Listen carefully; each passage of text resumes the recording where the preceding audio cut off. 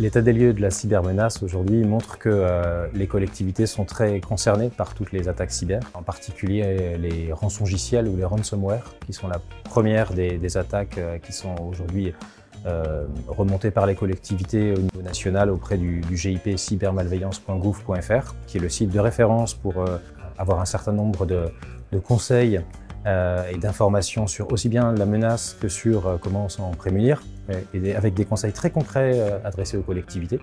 Et donc, cybermalveillance.gouv.fr, dans son dernier rapport, montrait que les collectivités sont très concernées et elles sont aussi très démunies. C'est la difficulté, c'est que la plupart des collectivités qui sont des petites collectivités ne savent pas comment évaluer cette menace et comment, du coup, la parer.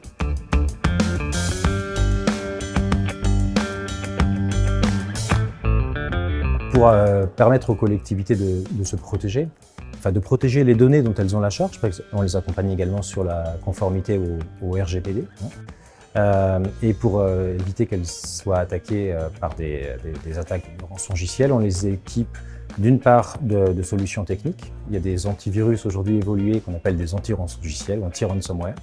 Et heureusement qu'on les installe parce qu'on a pu constater sur ces derniers mois 15 attaques de rançongiciels qui ont été bloquées dans les mairies de Charente-Maritime et des Deux-Sèvres, parce que nous intervenons également dans les Deux-Sèvres. Donc la menace est réelle, on la constate au quotidien. Et puis au-delà des outils, parce que les outils sont nécessaires mais pas forcément suffisants, il faut former les gens, il faut les accompagner pour qu'ils soient conscients des gestes à faire et à contrario des risques à ne pas prendre, de la prudence à avoir face à notamment des courriels qui paraissent un peu suspects, inhabituels. Donc voilà, beaucoup de sensibilisation également au-delà de la partie technique.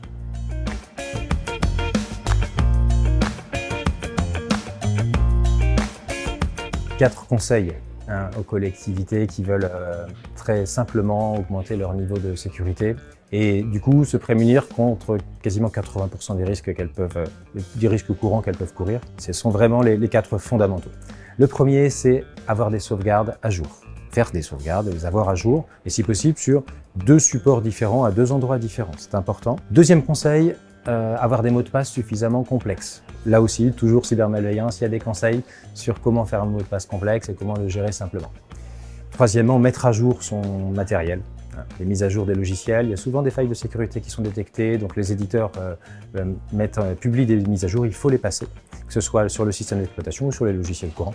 Et le quatrième et dernier conseil, rester vigilant.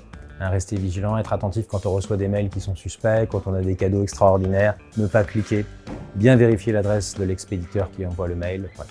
Tous ces conseils, encore une fois, on les retrouve sur le site cybermalveillance.gouv.fr. C'est vraiment l'endroit de référence que je conseille à tous les élus et tous les agents qui veulent progresser sur le sujet.